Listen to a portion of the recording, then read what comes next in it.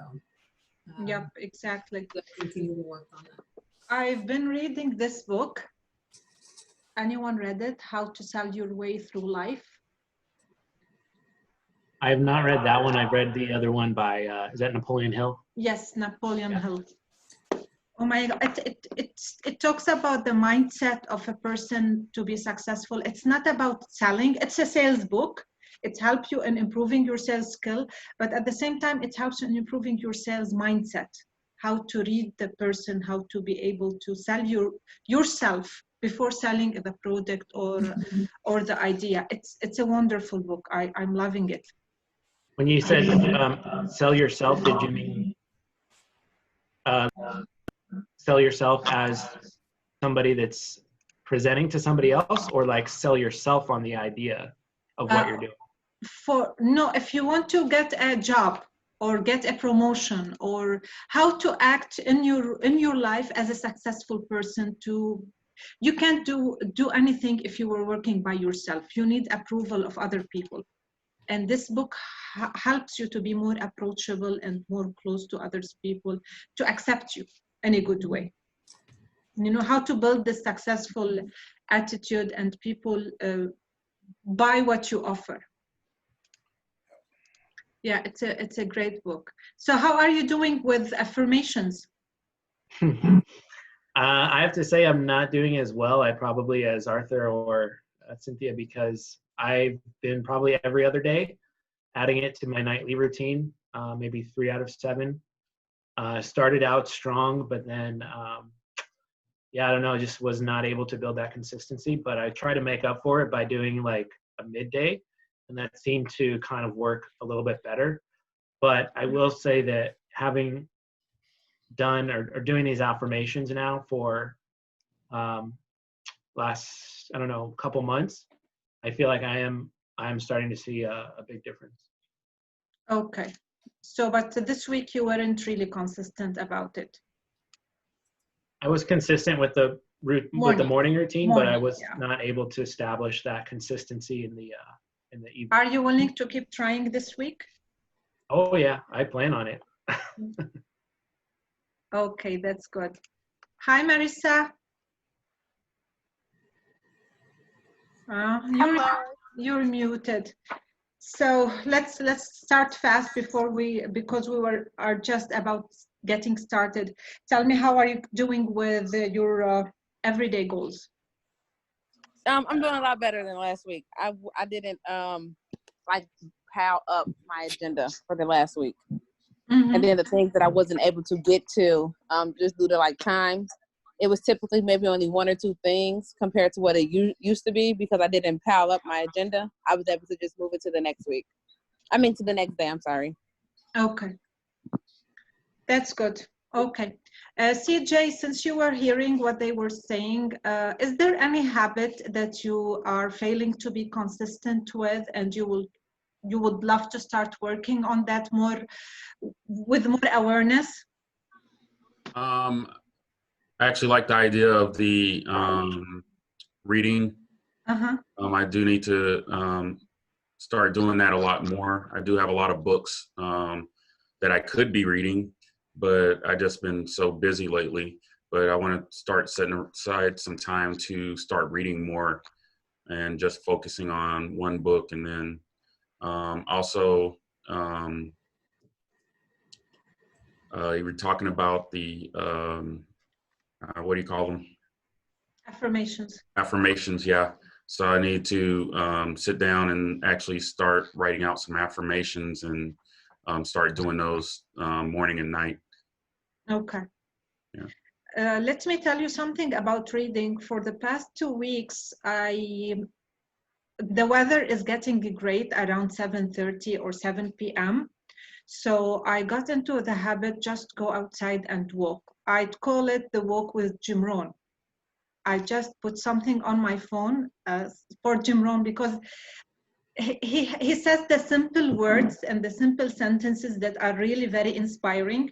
So I'm doing every day a walk with Jim Rohn and listen to his teachings for 1 hour and 30 minutes.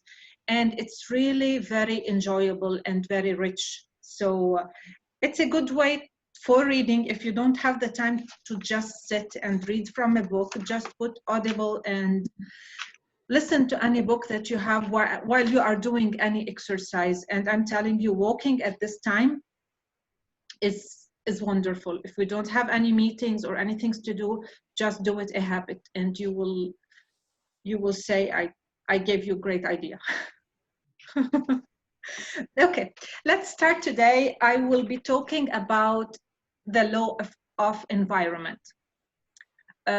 Our environment really affects our success. Most of the time we say we shouldn't make it affect us, but it really matters. Where are you staying? What's happening around you? It will affect your attitude or your behavior sooner or later.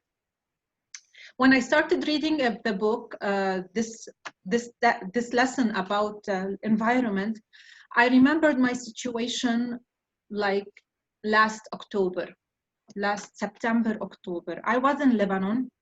In Lebanon, I was really successful. I have very successful network marketing business, and I was having successful coaching and training business. So I was really, if you want, leading. And at the same time, I'm successful. I'm role model for a lot of people. But inside of me, I felt I'm not doing enough.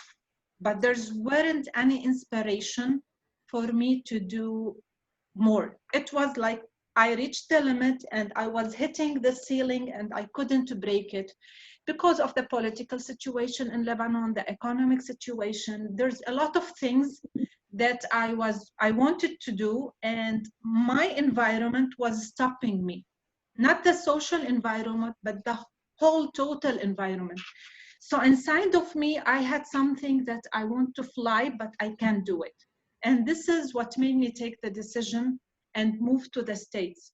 Most of people say it's really crazy decision. You are successful, you are making good money. What will make you move to the States and start from the beginning? And literally with my movement to the state, I had to get rid of a lot of beautiful things in my life, starting from pursuing my PhD, then staying away from the family, starting my business all over again in a place where I know no one here. But inside me, I believe that I can break the ceiling. And sometimes to fly higher, you need to bend your knees you will be able to jump higher. If you want to jump, the more you bend your knees, the jump will be higher. This is what I believe in. And this law of environment law reminded me of this situation, that sometimes you need to assess your environment and know what's going on around you, how it is helping you to thrive and how it's stopping you from giving and finding your reaching your full potential. So at this moment in November, I knew it's a time of change and I have to take a decision. I need to ask each of you now to share with me, when do they feel it's a time of change? What do you have in your environment that is telling you, no, it's a good environment for me to grow, it's a rich soil I'm planted in, or no, there's some things that I need to change. Maybe you don't change the environment, and we will discuss that later. Sometimes you will change your attitude, and some other times you will maybe change the connections that you are connecting to. So who will like start sharing? I guess I'll take lead. I'll wait on CJ. Somebody click. Arthur always leading. Okay. I'm gonna say probably one of the things. I mean, obviously, in the business that I do, I was at a point to where I had to make a change of mindset. And what I mean by that is, in my mind, I had enough money, right? It was like, I got money. I don't need to do this. So I settled. I just didn't. I knew there was always another level to go to, but I was constantly telling myself that there was no need to go to that level because I had enough money, right? Mm-hmm. So what I was doing was I was limiting myself in an environment that had this much more to go, but I was one putting the cap on it, right? Okay. So therefore, you know, so in order for me to get uncomfortable to where I gotta continue to push. I gotta just act like I don't have any money. I had to go lock all my money for the next 10 to 13 years. So I can't touch it now. So therefore, I'm broke. You know what I mean? So now it's like, hey, you're broke. Now you got to get back in the game. Now you have to grow. So now that right there allowed me to now to go over and reach the higher level because I uncapped my own self. Yeah. So it's about the mindset. You decided to change your mindset mainly. Yeah, it was in the mindset. Absolutely. Okay. Now, sometimes people change, like my example also is on my daughter. She's 12, but she was really spoiled. Everyone was taking care of her. The first time she ate by herself, she was 9 years old. There's always someone feeding her, helping her to put on her clothes. She was really, really, really spoiled in Lebanon. And this year in the States, because she's alone with me and I'm working most of the time, so she really grew in this short month period more than she was growing for the whole 9 years. Because really, it's not only growth, it's not only for people who are maybe living miserable life and they need to change their environment to get rid of this pain, but it's also sometimes people who are really nurtured and having everything easy to them. It's good to move to places where they challenge themselves. So John Maxwell says something: if you are always at the head of the class, then you know that you are in the wrong class. How can you explain this sentence? If you're the smartest person in the room, you're really the dumbest person. You know, that's it. So if you're around everybody else, everybody's always looking up to you for answers. That means that you're not growing, you stop. And therefore you're affecting the whole environment, because at some point when you stop learning, they stop learning.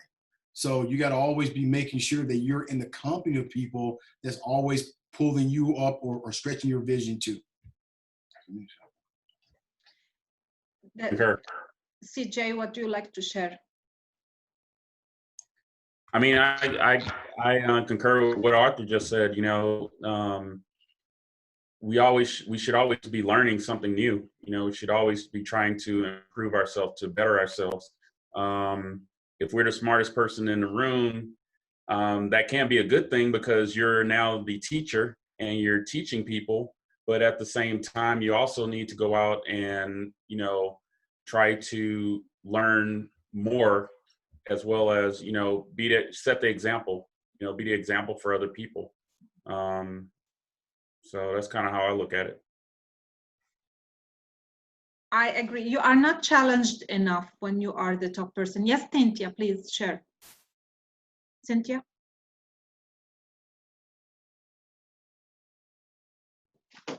You're on mute. Go, Michael. Who likes to share? Don't mute and unmute. Keep it unmuted, please. No, she was talking. It looked like she was talking, but she was muted. Yeah. Go ahead, Cynthia. Yeah, no, sorry, I didn't hear the question because CJ was next to me, so I had to lower the volume so I can hear echo. What was the question? I was saying, John Maxwell says, if you are always at the head of the class, then you are in the wrong class. What do I have to say about that? Yep. I think it's true, because that means John Maxwell is smart. Yeah, I mean, definitely. So, I mean, it's just like in my business, if I'm always around only the same people, I'm not exposed to other people that are probably at higher levels than I am, then I'm not going to grow, because I've only grew so much. So I believe in our company that gives us the opportunity to be exposed, and I'm really thankful for that we're exposed to by Zoom. I mean, so easy. We're actually exposed, or we have the opportunity to be exposed to higher identity people with that have been able to achieve higher goals, and you know, gives us the opportunity to every day be able to learn from other people that are where we want to be. Yeah, when for me, I felt this when I was in Lebanon. It was like I was ahead of the class, and I wasn't growing anymore. I was always teaching, but then I reached to a point when I came here, I was always limiting myself, like with my accent. I was always scared to share, but seeing people achieve what I'm scared to achieve is really motivating for me. If they could do it, then I could do it. And this is a big part of seeing people who are more successful than you. And those are the people that you should surround yourself with. Michael, do you have any example in your life about that? Yeah, I mean, obviously I agree with, you always want to be around people that you can learn something from, because you always want to be in a growth mindset. But I also think that the other side of the coin is that you want to be able to master what you have learned. And there's somebody said that the way to do that is you learn from somebody and then you become a teacher, and that helps you master certain topics. So I think that it's important to have both, people you look up to and then people that you can help, and that would collectively lift everyone higher and improve collectively as a group. Yeah, I agree. Okay, so one of the things that are important for us to grow is to change the environment, or to change ourselves. And the change can be in our attitude, because there are really things that we can't change. But how can you explain the relation between growth and change? Can we change without growing? And can we grow without changing? I think we can. We can definitely, we cannot grow without changing. Exactly. You have to change. So you have to grow. I mean, you got to change in order to be able to grow, right? And you can definitely change. I mean, you can, what was the other one? It's, can we change without growing, or grow without changing? And I think we can also change without growing. So And we how, can change in a positive way, or we can change in a not so. Yeah. So how does it make you feel if you change but don't grow? Well, to me, it will be something. What's the word I want to use? That would be, to me, like a waste of time. Okay. Like a waste of time, because here I am changing, which it takes time to become a better person, but it also takes time to change and be a worse person than you are. So it's a waste of time, and something that, I mean, is just taking you backwards. CJ, you were like nodding your head. Do you have anything to comment? No, Okay. What's going on with him? I don't know what's going on with him and his Wi-Fi in the office. He disappeared. He's next. Why? He's in the Well, he same. can't come join you, sit next to you and share. Okay, and now there are some things in life. Michael, you want to share anything? Hold on a minute. I'm gonna mute. No. Now there are some things in life that we cannot change. Those are facts that are fixed, like Michael Jackson, John Maxwell. What? John Maxwell says he's not a good-looking guy. Do you know John Maxwell? Yeah, he says in a certain time when I was growing, I realized that I don't have a beautiful face. I don't have a good-looking face. So this was making some problems to him, but he decided he can't change his face because this is how God created him, but he can change his attitude about it. So there's a lot of things in our lives that we can't change, but we can change our attitude about them. And this is what will make us successful. Success is about the decisions we make in a certain circumstances. So the real impact of circumstances is not how we have the ability to change during these circumstances. How our attitude is about them. So how do you feel you can control the circumstances you're passing through by changing your attitude or yourself, or if there's any example about that.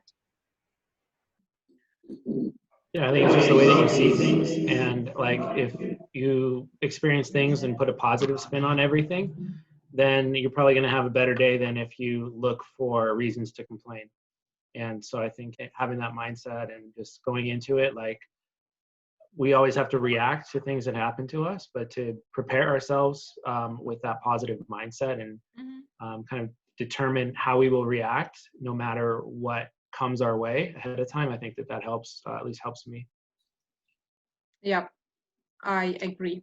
Do you want to share anything? Is there anything you like to share about circumstances, about our attitude, about how can we change? No? Well, I think, yeah. I think that the main thing for me that I could share with like a personal example would be in my work, I always try to have the attitude where like, I know that we're doing work and it's hard and, you know, it takes discipline, but at the same time, we can still have fun doing it. So I try to make it as fun as possible. I try to be empathetic with others that I'm working with to try to feel them out and then respond appropriately. But the bottom line is just try to make it fun and look for ways to do that at every opportunity. Yep. Be creative. With your attitude, you can change any circumstances by the way you are looking at it. I don't like to walk. I was creative with, I changed my attitude and I used it as a time to reflect, to think, and to have the company of Jim Rohn. And now I'm enjoying the walking. So it's the attitude that you create around the circumstances that you put yourself in is what changes the results that you are having. And this is what makes you succeed or fail. Now, the first step of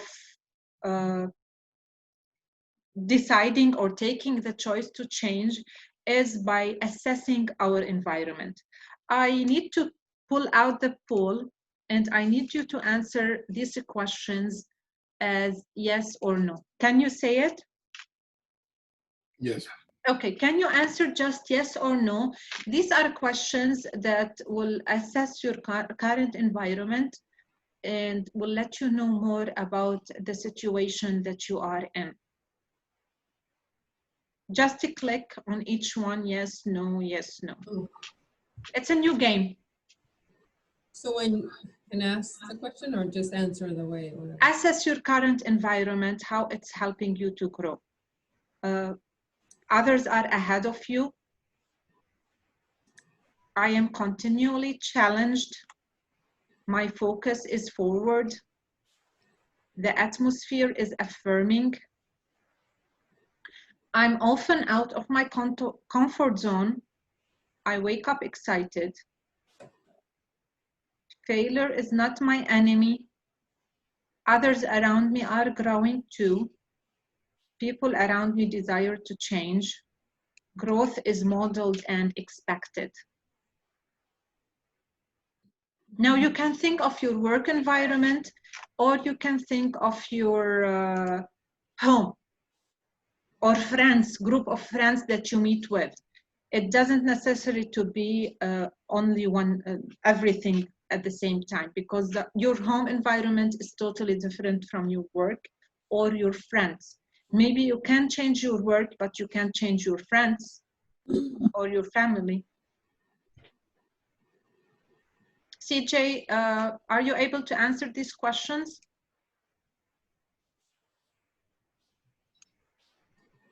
Can you hear us? Yeah, I can hear you now. Okay, so this is like an environment assessment to see if your environment is a good place for you to grow. Now you can pick the work environment or a group of family that family or group of friends that you spend most of the time with. Now I'm sure with our work it's a growth environment because there's always the motivation and the challenges and the you are out of your comfort zone, but you can pick a group of friends and assess them, and maybe you will need to find new friends. Yes. Totally. This is the so others are ahead of me. I'm continually challenged. My focus is forward. Atmosphere affirming. I'm often out of my comfort zone. I wake up excited. Failure is not my enemy. So failure is your enemy? The three of you answered failure is my enemy. Failure is not my enemy. So failure is not my enemy, yes. Oh. Failure is my enemy. Oh. That question was hard because it was a double negative, so I had to reverse it in my head. Okay. But I think in the short term, though, to answer the point, that I feel like in the short term, failure is my enemy, even though I know and I've heard people say that, you know, they failed multiple times and they've got back up and ultimately succeeded. But I still, I guess, maybe need to be more patient with my thought process on answering that question. Mm-hmm. So you feel sometimes that failure is your enemy. Yeah, like what I said in I think the first session, how I wanted to be a business owner, and I feel like obviously you're almost expected to fail given the failure rates of new businesses, and probably even more so now in this environment. So I would view that as a negative outcome in the short term, even though it could lead to longer term growth, if that makes sense. Michael, let me ask you one thing. When you got your degree and started looking for jobs, how many resumes you sent to companies? A lot. And how many resumes failed? Most of them, I guess. So you failed before you find your success with a certain job. And it's the same way when you start your own business. You will fail until you find your success. And it's a normal procedure towards success, being successful. Even in your job right now, you failed a couple of times before you achieved your promotion, but maybe they aren't named failures. They are named as a process, but it's a process. With entrepreneurship, the problem with that is that it's clear. It's tasks that you are doing, and you are grading yourself, not graded by people. But with a job, because you are not risking anything, it's like you are not graded. So the more you are scared to take this move, the more you are failing. We'll talk about it later. Okay, so now we took like an assessment for the environment. Do you like to share which environment you are thinking about when you did the assessment? I actually did a combination of personal and work, just in general. Which one is not helping you to grow? It's not challenging enough. I felt like my evaluation indicated that I was in a pretty good place because I feel like I'm challenged. Growth is part You of were in a good place or weren't? Yeah, I am. Okay, that's good. But my problem that I noted with that is that I'm not excited waking up because I feel like I have to focus on my goals at the end of the day rather than the beginning. Okay, maybe you're not a morning person, so it's not a big deal. If you make it up at night, then it's fine. But the difference is you are not very productive in the morning, and at night you are using your night for Netflix, then this is the problem. But if you are making up for this time at night, then it's not a big deal. Many high performers wake up at 5 a.m. Like Steve Jobs wakes up at 8. This is how he is. He doesn't like to wake up very early, but he's successful. It depends what are you doing in the times that you are awake. Who likes to share about his environment? I think we're on I think we have a good environment here. It's it's something that we're always support each other. You know, the leader, we help each other, and one of the things that we strive to do in this office is to always be optimistic, always have a positive attitude. And if you don't, then you know you're gonna be checked out. It's either gonna be or Arthur, right? Or Arthur makes me, you know, talk to either one of us, but it's always helping each other to make sure that we're looking forward, that we don't get stuck on negativity or this. Then is focusing. One of the things that we always talk about is here is always focus about where we're going and not where we are, and what we want to happen, and not what has not happened. So I think our environment is perfect for that in my office. That's great. This is the importance of having also the accountability person next to you who cares for you, wants you to succeed, and understands the things that you are passing through. So this will keep you on track and will remind you about your goals and your dreams. So that's the good thing about the accountability part. So after assessing our environment, environments always change, and sometimes you will reach a point that you feel the environment that you are around is not helping you enough.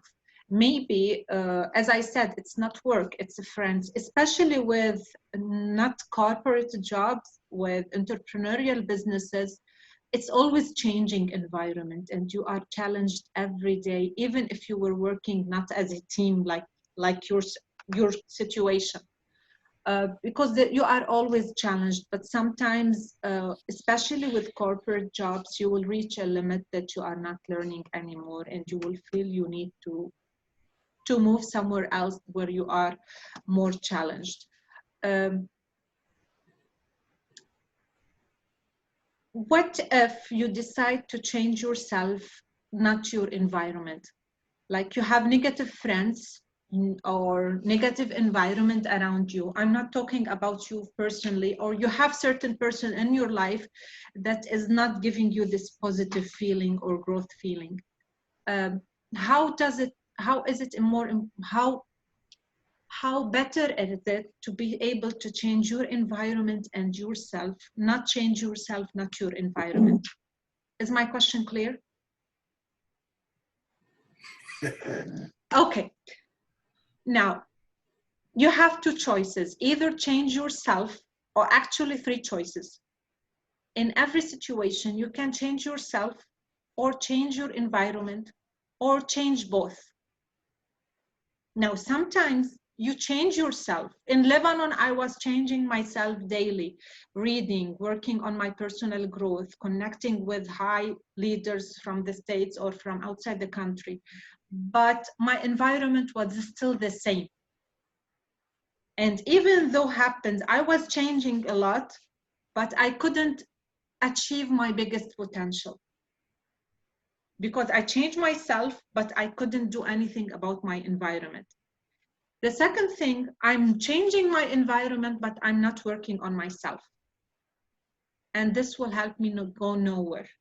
And the last thing, and the most or fastest form of change, is changing yourself, and at the same time changing the environment that is stopping you from whatever you are, stopping you from changing or from improving or from achieving your potential. Okay? So who are the people that you feel, let me change the question in a certain way. Who are the people that you feel that you need to stay away from? You don't need to name names, but in your life, there must be some people who you feel that they are not helping you grow or stopping you from growing. No one? There's I don't have to name no names. I'm gonna name a group. I don't hang around with a lot of my retiree friends I know, military guys, because and the reason why that is because the conversation is always back in what we used to do, or Arthur. They're always putting me back where I came from. Right, that guy doesn't exist anymore. So I don't want to hear about all the deployments. I don't want to hear about all the conversations. That was back then. It's where I'm going now. So that don't serve me. So not that I don't appreciate them, not that I don't respect them. I just know that where I'm going is not where they're going. So therefore, it don't serve me to go back and reach back. So Yeah. there's very little bit limited conversations than we do, because the fact that so I kind of go in a whole different direction than them. But there are some that are going where I'm going, and we have a weird conversation all the time. But I love them all. I just understand that right now where my mind is, that I don't want to be reminded back 25 or 10 years ago. It doesn't matter to me. Yeah, and at a certain time of your life, these people were the people you were spending much time with it, and they were helping you grow. Absolutely. Yes. But now things are different, mindsets are different. Maybe they are staying at the same level they were in, and you are changing, your interests are changing.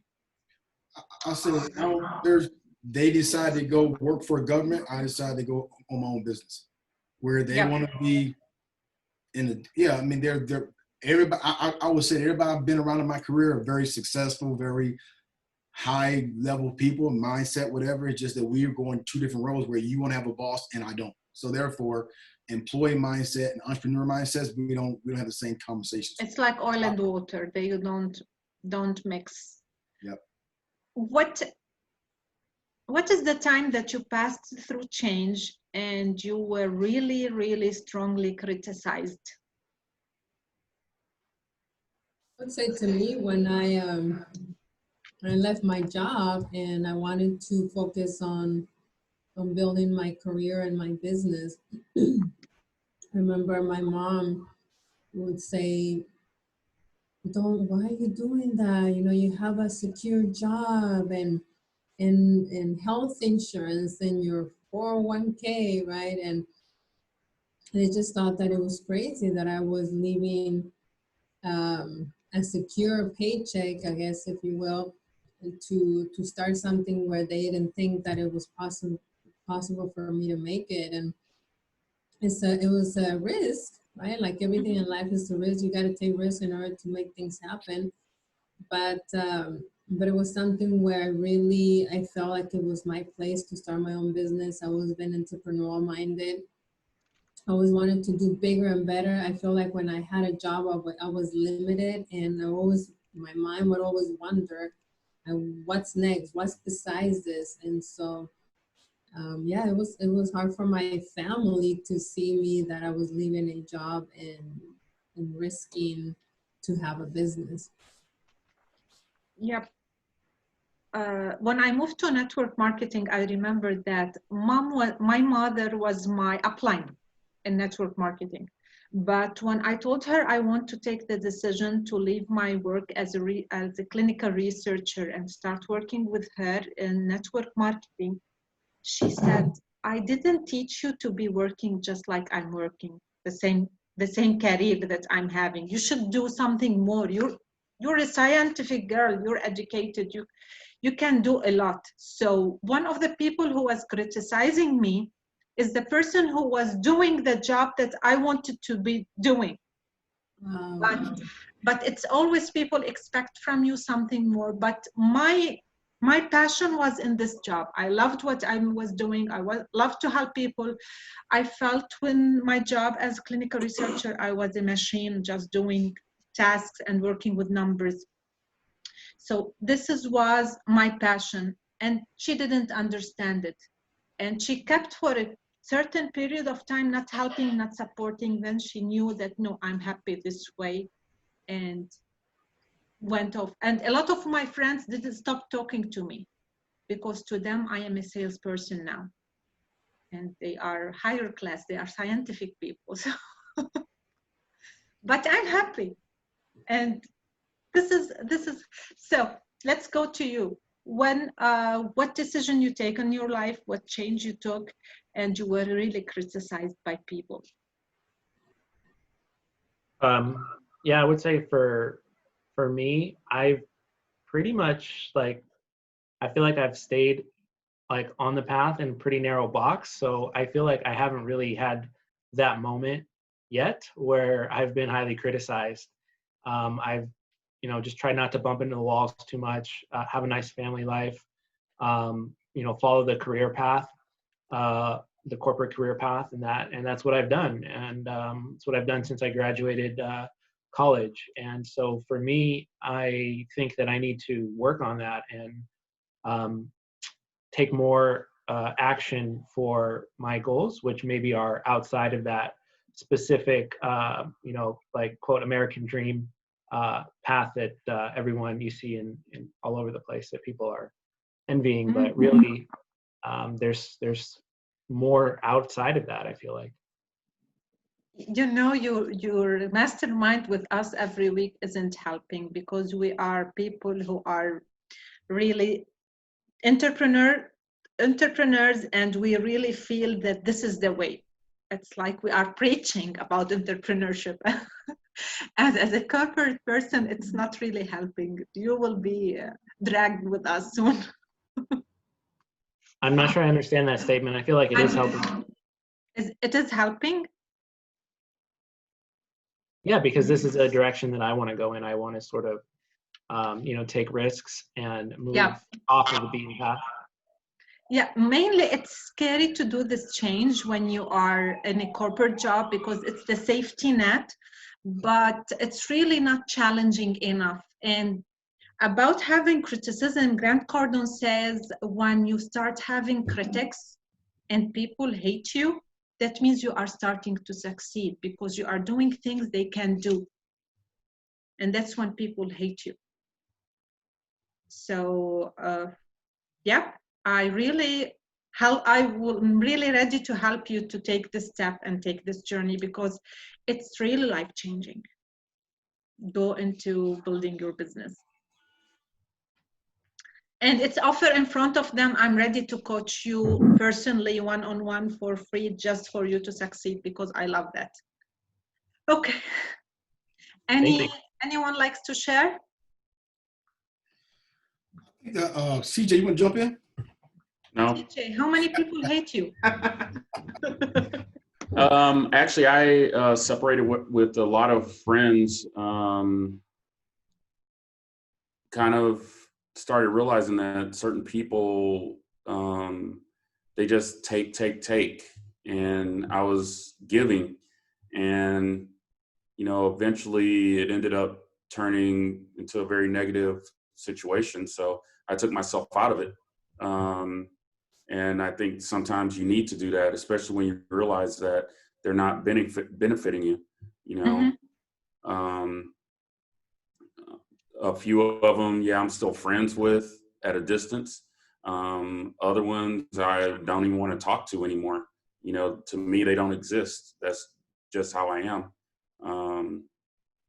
And I'm moving on to other people, meeting new people. And there's a lot of people out there that have a lot to offer to people. But, if you're just going to take and take, that's not, conducive to anything, I'd rather learn from other people, be able to also offer, the information that I have to them. So when I realized that it was just a one-way street, I was like, I'm tired of being on this one-way street. I'm getting off, and going somewhere else. And I look for people who are, at a higher level than me. Those are the people that you tend to learn from, like we were talking about earlier. Yep. Somebody who's at a lower level, there's probably nothing that they're going to be able to teach you other than where you don't want to be. When you see people doing the same things over and over again and wondering why their life doesn't get better, and you're sitting there trying to tell them, hey, your life isn't getting better because you're doing the same thing over and over again, and they don't listen. So it's, it's not worth my time and effort to do that. No, nor, is it worth me getting dragged down as well. So kind of had to take myself out of that situation. And I think things are a lot better, a lot healthier. I'm still trying to get back to maybe where I was a while ago. I'm not near 100%. I got some issues going on that I'm dealing with, as they come along. But that was kind of the other thing, having to take a step back and realizing that I kind of have to deal with issues as they come instead of trying to deal with everything at one time, because I was starting to get overwhelmed. And just taking that step back kind of helped a lot and kind of put things into a new perspective. Okay. I like what you were saying, and I was thinking about another question while you were saying. It's like when you are feeling overwhelmed or challenged in a certain way, and when you are feeling you are not able to give something as much or to be productive as much as you want, or when you are feeling disappointed with people around you, what do you do to get yourself out of this situation? Who is the person that you go talk to? Who is the person that you ask him, what shall I do? Or maybe a book, maybe someone to listen to. What's your way? I have a friend that I kind of bounced a lot of ideas off of. So there's actually a couple of people, depending on the circumstances, what it is, you know, maybe I might bounce the ideas off of different people as well to get their take on it. And a lot of times, especially if you're dealing with a situation, you know, just talking to somebody actually helps a lot as well, helps to kind of put things in perspective, you know, getting it out there. I think hearing yourself say it kind of starts your mind to thinking about it. And so when I'm having a conversation with people, sometimes as I'm sitting there having a conversation, a new idea pops into my head, like, oh man, I could have done this, or hey, how about this? So I find that talking to other people actually helps quite a bit. So that's kind of, you know, how I deal with things. Okay. Other stuff, there's some stuff, you know, that I just kind of sit back and I realize I'm getting overwhelmed. So I kind of take a step back and say, okay, what's important? What do I need to deal with now? What can wait till later? Stuff like that. Yep. Thank you. I appreciate it. Michael, when you're stuck, do you have anyone to talk to, or is there any way or any question that you ask yourself so you can get unstuck? I guess for me, I just try to remember that, you know, good days, bad days, and that's just sort of the give and take of life. For me, what actually really helps me, it's kind of funny to say this, but I have an Instagram account for my friends and family, and then I have one that's separate from all of that, where I just follow like positive people. They have like positive affirmations, and they're like just very positive influence and spiritual and entrepreneurial, and you know, stuff that is in a direction that I want to go. And so going through that, I think really helpful for me, just to remind myself that you know, life is not about Instagram photos and how much fun it looks like you may be having or how much stuff you have access to. So I actually really prefer when I'm browsing on that, and I feel like it's way more helpful to me than most other things that I could be doing in a lot of cases.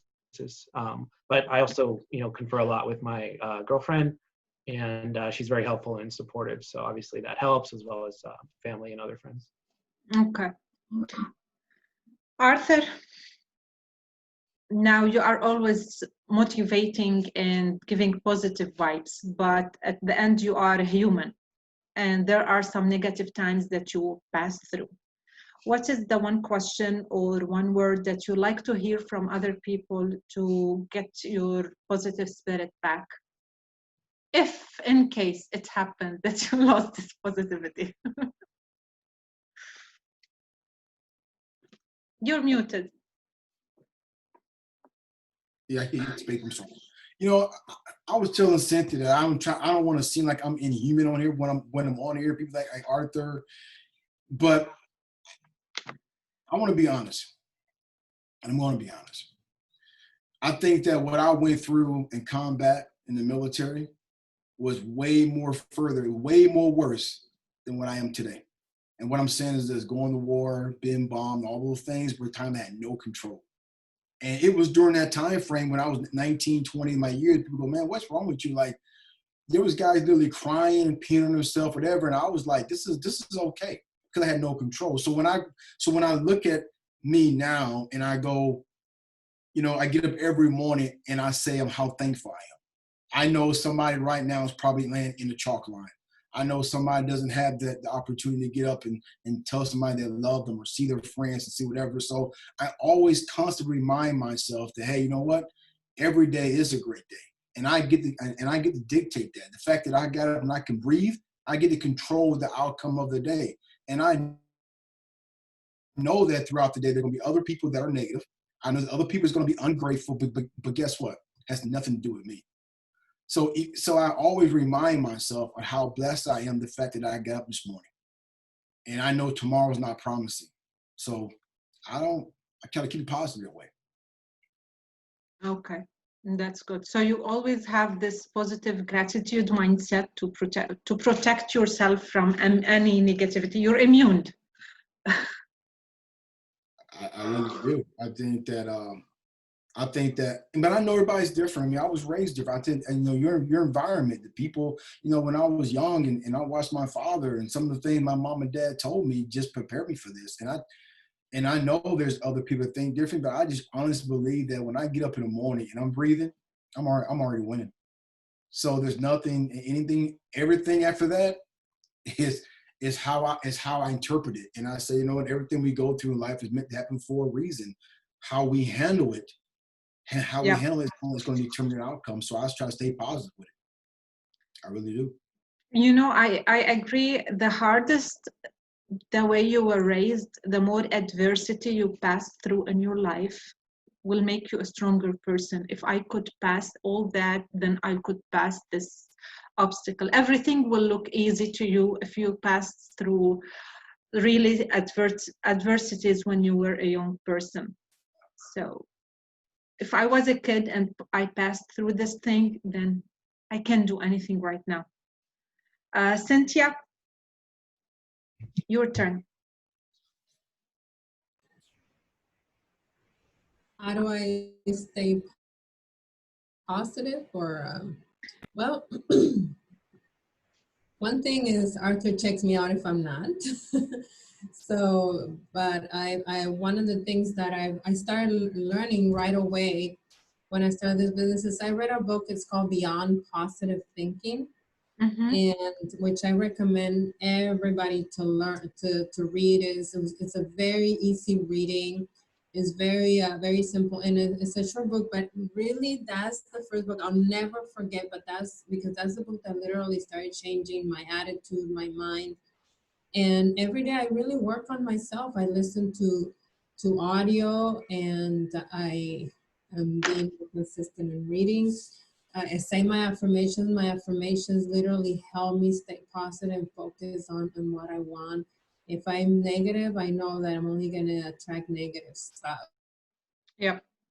So if you think about that, guys, this really changed my mind too. When I think about if I have a negative attitude, my day is going to be negative. I'm only going to attract negative things, and I'm going to attract more negative attitudes. If I'm positive, if I have a smile on my face and I wake up with a smile, then that means my day is going to be good. Then I'm going to attract people that are positive. I'm going to smile and people are going to smile back at me. And one phrase that I learned and that I try to keep in mind every day is have an attitude of gratitude. If we're grateful for everything we have and for what's coming and for what we're working on, then nothing but great things can come. That's how the secret says, right? Have an attitude of gratitude, and more great things are gonna come your way. Of all those things that we're already grateful for, that's what I do. I'm sorry, I didn't mean to go into a tangent, but that's what I try to do to keep a positive and optimistic attitude. And of course, being what you said, Dalita, being, what's the word you use when being other people keeping you accountable too. Accountability, yeah. Okay, that's great. How do you challenge yourself when you are in a new environment or surrounded by new people, or when your environment isn't challenging enough for you? How do you challenge yourself?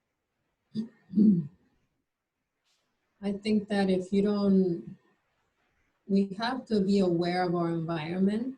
We have to be aware that we're not growing. If the environment is not good for us, then we're gonna get the result certain results are going to come about because of that environment. So you have to be aware that where we're going, if the environment is helping you or is keeping you from moving forward.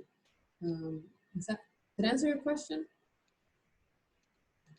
I asked, so how do you challenge yourself in a new environment? Now, what you said is be aware of the environment and know what's challenge you to move forward. But is there any certain goals you set to yourself? Maybe make these goals more public, or get accountable with someone else and telling them to what you want to do, what's your plans, push yourself harder. Oh, I see what you're saying. I think that one way to challenge myself to beyond what I'm doing is by, for instance, my mentor, my coaches, right? If they challenge me to beyond what I'm at, I got to stay accountable to them. So that's a challenge for me because I'm comfortable where I'm at. I know I'm really good at what I'm doing.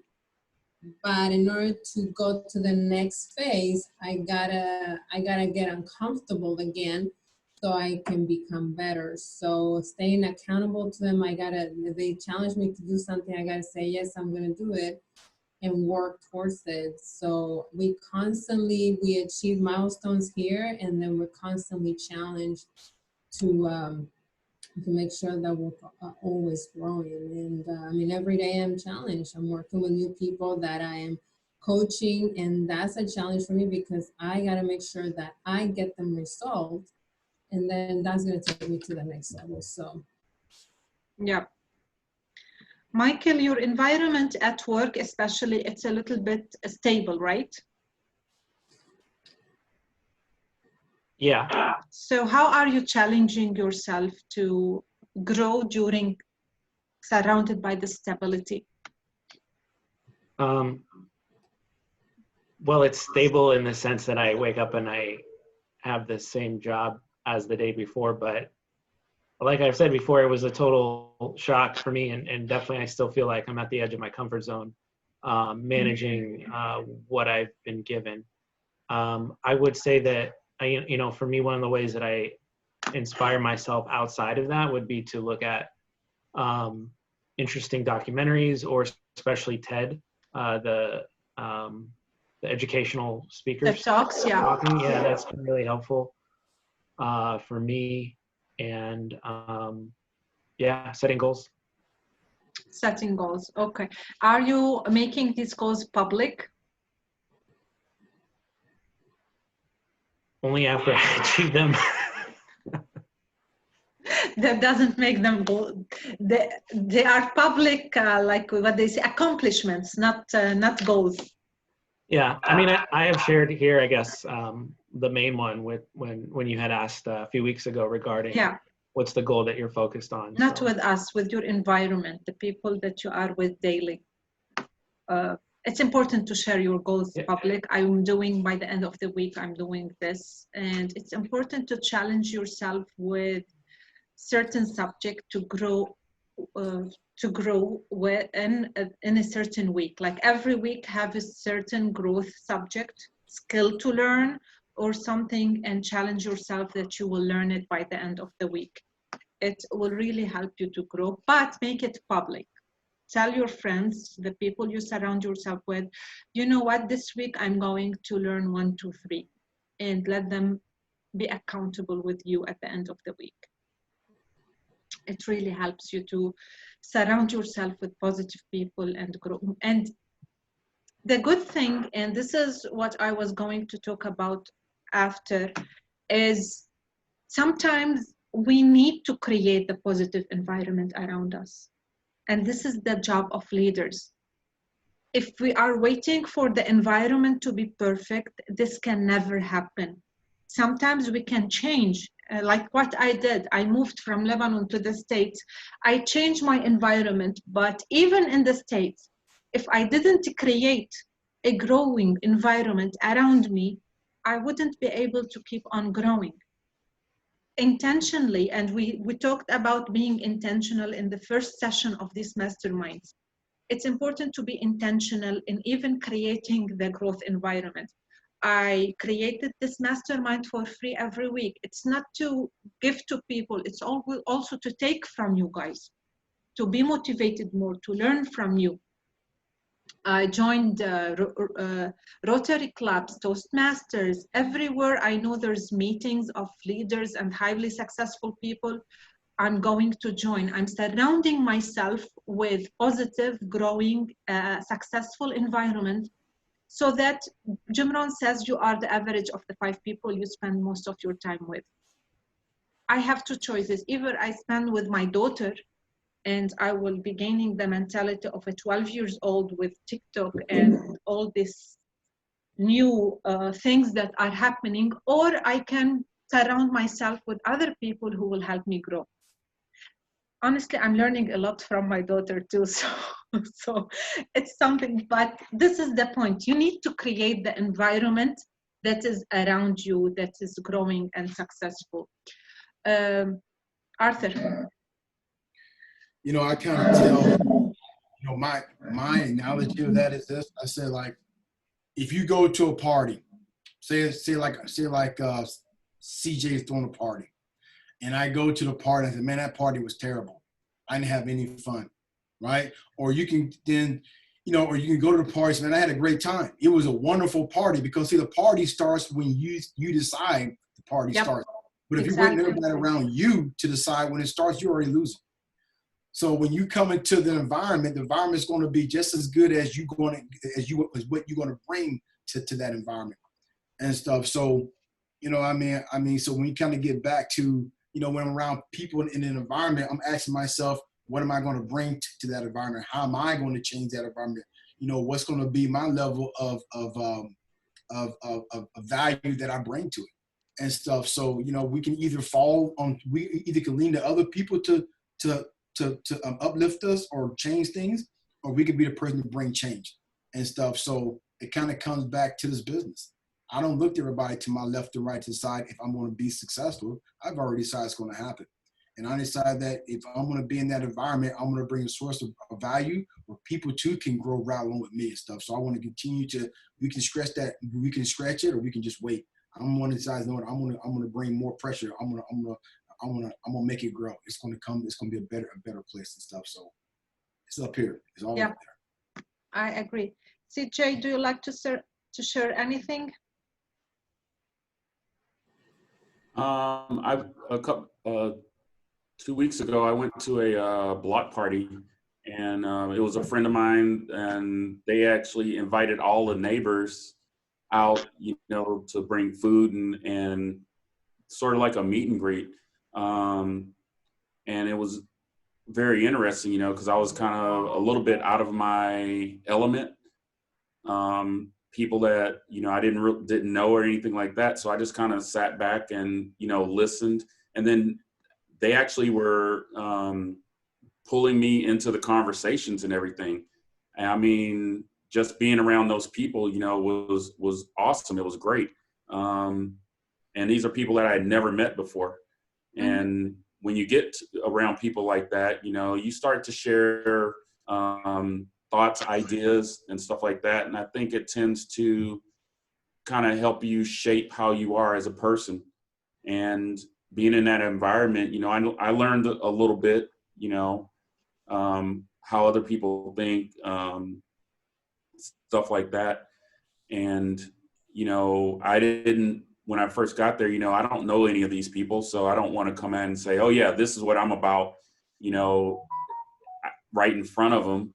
You know, I kind of take a more subdued approach and kind of listen to what they're saying, you know, and then just kind of find my way into the conversation. And like I said, they were kind of pulling me into it. And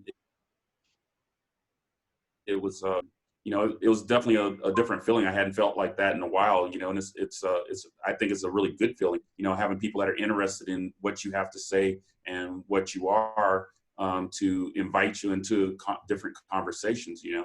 So,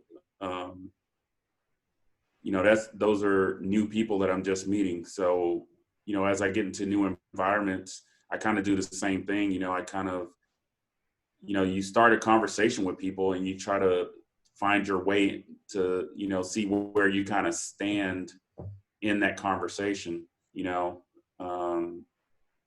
But it's, you know, when you leave a conversation and people are, you know, the gentleman that was there, he was like, oh man, you can come around anytime. You know, that made me feel good that, you know, I actually had a voice, you know, in the environment that I was in, even though it was a little bit different and new environment for me. So that kind of adds to what we were talking about earlier, you know, learning from the people around you and being around people that are at a better state than you are, to learn and pick up, you know, more that you can, you know, maybe pass on to those around you. Okay. Yep, that's great. Now, let me ask you one more thing. When you are, this is for, I would like to hear the answer from all of you guys. When you are in a new environment, like CJ said, he was invited to a party where he know barely no one, right? So what is your focus usually when you are present in a new environment? Is it to take from them, to give them, to just be yourself and be sociable and see how things will go? Because some people in a new environments are really takers. They just want to take everything and are very strict about sharing. Some people are targeted or focused to gain something specific, especially in case of sales. And some people are just want to be helpful, want to know people, and maybe these are the I people that we discussed in the last session. It's just want to enjoy being around people. So how do you act, or what is your focus when you are in a new environment? I would say for me, like just observing, kind of like getting a feel, getting a vibe for that environment, you know, early on, and then kind of, you know, seeing how I could play into that.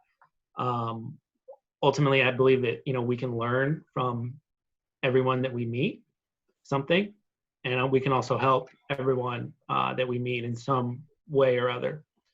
So for me, it would just be kind of doing all of that after that initial sort of feeling out the environment, and then trying to have a good time and grow and learn. So when you meet them, you ask yourself, how can I help, or what I can learn? Yeah, I think that you can learn something from everyone, and then if you're able to help somebody else, you're giving value to somebody else, which then raises you know your value, and you're able to do more and contribute more. So you will do both. Yeah. Yeah, it depends on them. Who else likes to share?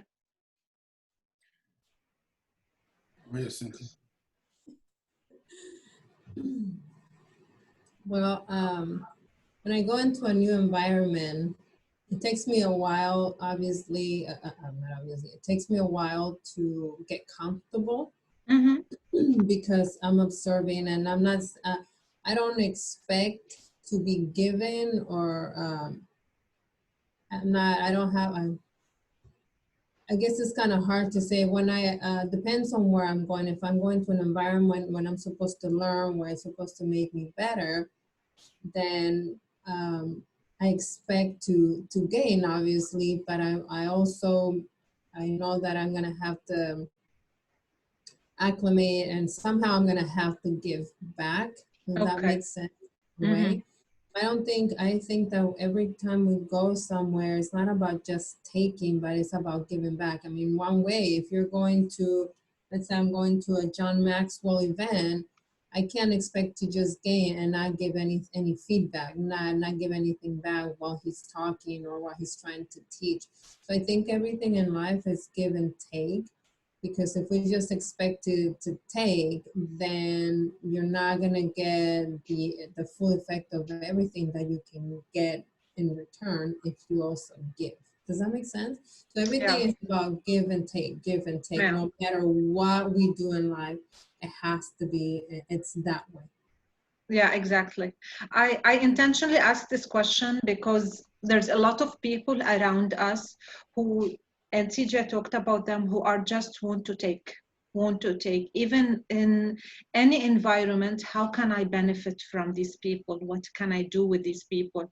And this leads to failure. It's important to be able to care and give, and people don't care how much you know unless they know how much you care. And this is the main point. You need to be able to give them and show them that you care, and also learn from them, because also Jim Rohn says that you have to enter the room and leave all your education and all the things that you know at the door, and get in the student mentality. Forget what you know, then analyze and assess and get the real learning out of every situation. Arthur, you like to share? Yeah, I kind of go back to when I was a young child, and my mom would say, "Your dad talked to everybody." Us down south, we said, no, you're not a stranger, right? So so what I learned is my father said, hey, you can always learn from somebody, or you can teach somebody else, but you can never know that if you don't start shaking hands. So I intentionally make it known that when I walk into a room and I meet new people, I'm automatically want to shake their hand, introduce myself. I'm not expecting anything from them. Now, however, if they're expecting from me, I'm gonna give them what I want to give them. But at the end of the day, it's just to get to know people, because you never know, that handshake may you don't know what it may lead to, right? So yep. I just think the fact that you work the floor, like you said, I sold cars, I sold a lot of things. So because of the fact that what I do, I don't walk into the room looking for a client. I don't walk into the room expecting anything. I just want to get to know everybody within the environment, and therefore it's neutral. I stay neutral. And if there's something I can offer, I give to them, but I don't expect anything. I don't expect anything from anybody. You know what I mean? I just don't. So, I'm always in the room neutral, and that's how it is. We're all good. That's how I feel. We're good. Yeah. Yep. Okay. Do you like to add anything before we move to the last thought of this mastermind? The last point is focus on the moment. A lot of people are stuck up with the past. When I first moved to the States, I was always in my mind, I'm from Lebanon, I have an accent, I'm new here, and I always was living the type of a victim. I enjoyed when people look at me, oh, you are new, you don't know anyone, so people will be more helping me because I'm the new girl here. But this was limiting me, and I was really living as a victim, not as a victor. And I was listening to Jim Rohn yesterday, and he kept in his talk saying, a farm boy from Idaho achieving all this, and thousands of people listening to his speeches, learning from him. He wrote several books. Jim Rohn. So he was talking on the stage about his achievement, and he was looking at his past, not to position himself as a victim, but to see how much what he has accomplished from where he was to where he is now. So I realized the only way that we should look at our past is just to see how far we have been walking or how far we moved. What is the thing, or what is about your past that is a little bit limiting you and letting you think you can't achieve what you want, or is stopping you at a certain point? Like I was thinking about myself, like, I'm from Lebanon, what can I do? I have an accent, who will listen to me? I'm, for me, like, very shy. So for me to walk into a room and just start talking to people will probably never, ever happen, okay. Until you find a reason to talk to somebody. I work as a security guard, and I'm standing at the door, but I talk to everybody that walks by. Hey, how you doing? It gave me a reason to talk to people. And from that, I ended up meeting a whole slew of new people that I'm still, connect with now. So, you know, for me, it's just kind of hard being in certain environments, and I'm not an extrovert, I'm an introvert, but, you know, I kind of force myself to be an extrovert just based on the situation that I'm in. You know, coming from the military background, you know, once you get to a certain point in rank, guess what? You're going to be out in front of everybody. And so from that, you know, I didn't really have a choice, you know, but take the forefront and, you know, start to lead and teach, and from that aspect. So, but you put me in a room with a bunch of people that I don't know, and I'll just kind of sit there and look around like, okay, what do I do now? You know, so I think a lot of it's based off of where you are and, you know, the situation that you're in as well. Yep. Concerning introvert, you really reminded me of my stories. I don't know, you brought my past. I picked my career as medical lab technician and then in clinical research because I'm so shy to talk to people. And one time in my career journey as a clinical researcher, I was promised a promotion. I worked for 2 years for this promotion, and I was promised this position, but there were like interview just to do an interview as per procedures. I entered the interview room, and there were 5 doctors sitting on the interview table and started to ask me questions. And it was the first time I was like in a formal situation, sitting in front of people, and I have to speak. I started crying. I was that much scared of talking in front of people. And that moment was the changing moment of my life. I quit my job. I started working in insurance sales in Lebanon because I want to push myself, challenge myself to talk to people, even though that exhausted me. And now I'm a public speaker. Now, I don't want to tell you how much I'm scared before being on stage or meeting people, or even before this mastermind, like the last 5 minutes before the mastermind, I'm shaking. And after the mastermind, I need like 15, 20 minutes just to calm down because of all the stress. But this is the challenge I brought to myself because I didn't want to keep the personality that I'm not talking much to people. So you reminded me of that you need to force yourself to see people and talk to them. And when you talk, you give value. And this is the beauty of introverts. They don't just to talk. They don't talk just to talk. They talk to give value. So this is what I really like. I reminded myself, so I'm scared now. Okay, so let's go back to you. Arthur, Michael, Cynthia, what's scaring you? What's stopping you from your past? You mean right now? What's preventing me from moving forward now? Yeah, maybe there's a certain thing that you are stuck with from your past telling you, you know what, I can't achieve what others achieve, or it's a little bit limiting, but you are overcoming it, but it keeps reminding you. I don't have anything. I can tell you where I was at one time. Okay. You know, I mean, so, you know, when I was a young child, I mean, I went to speech therapy. So I had a severe stuttering problem. And I still stutter today sometimes when I talk.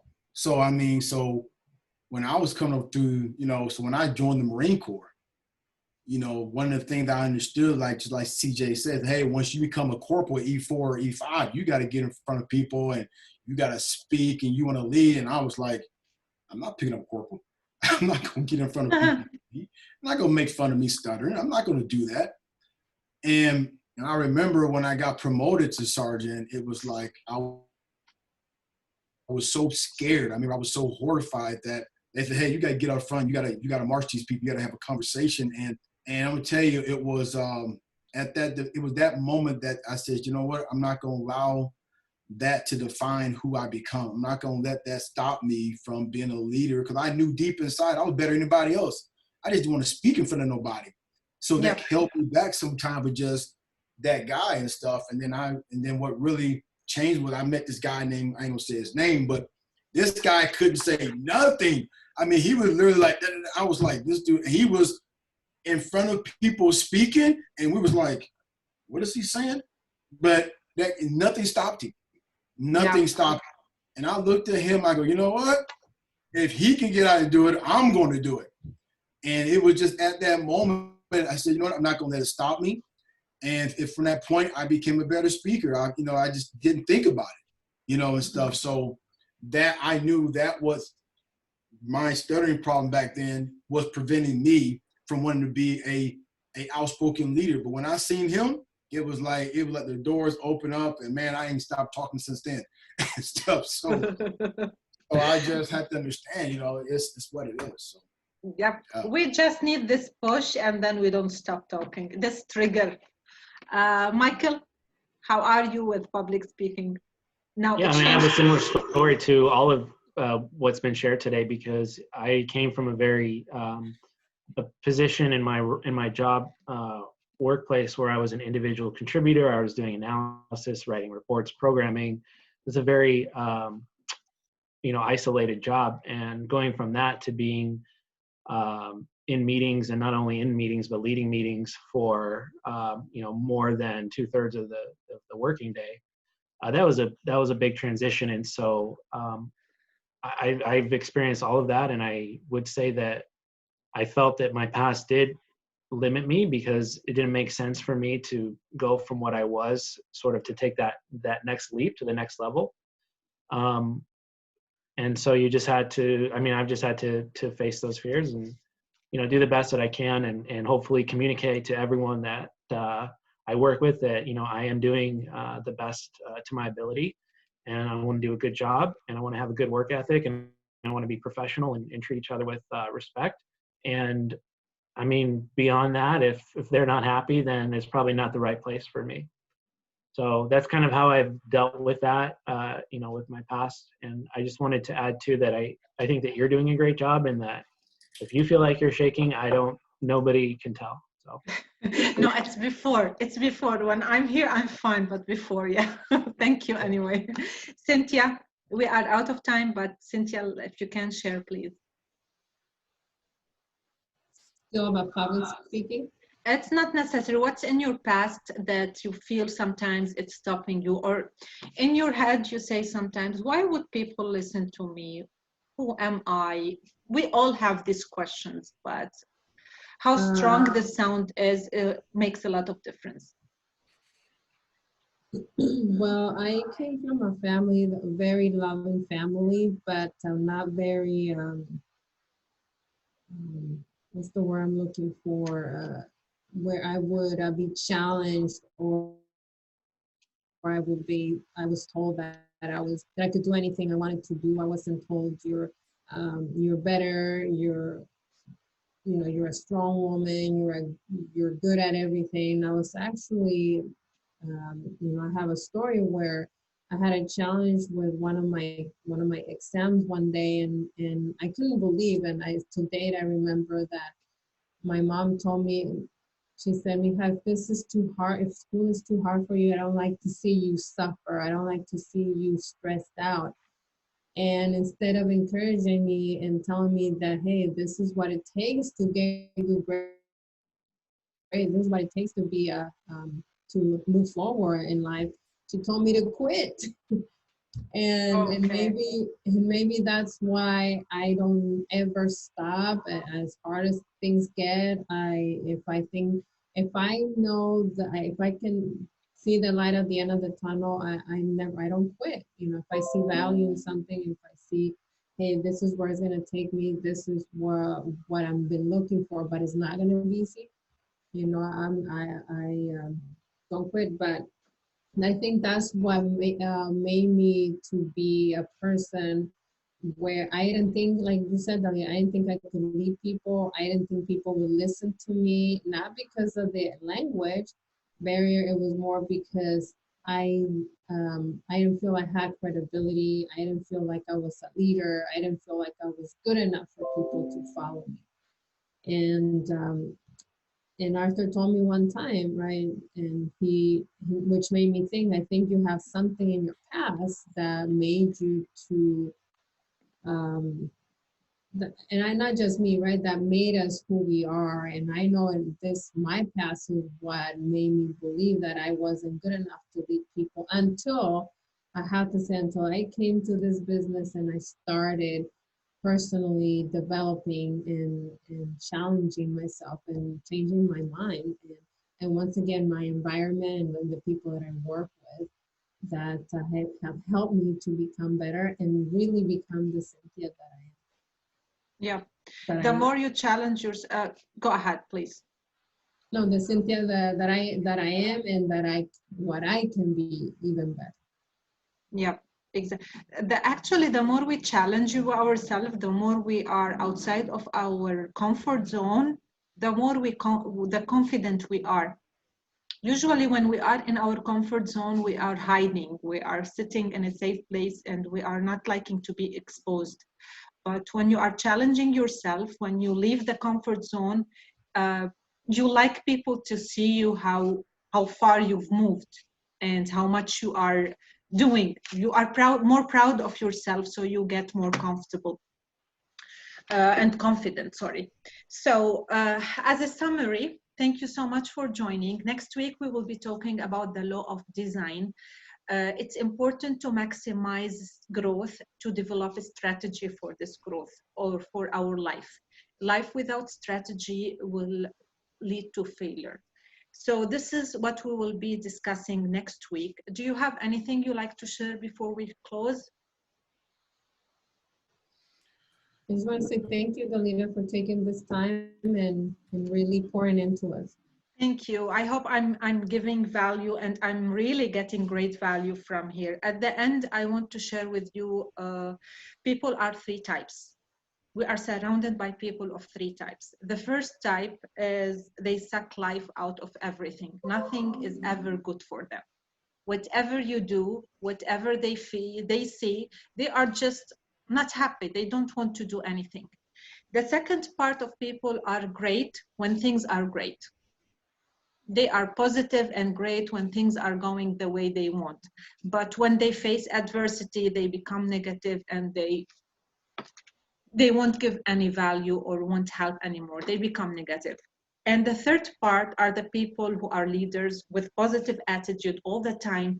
In adversity, they are positive, and in great times, they are positive, but to a point that they are not show-offs or they don't have high egos.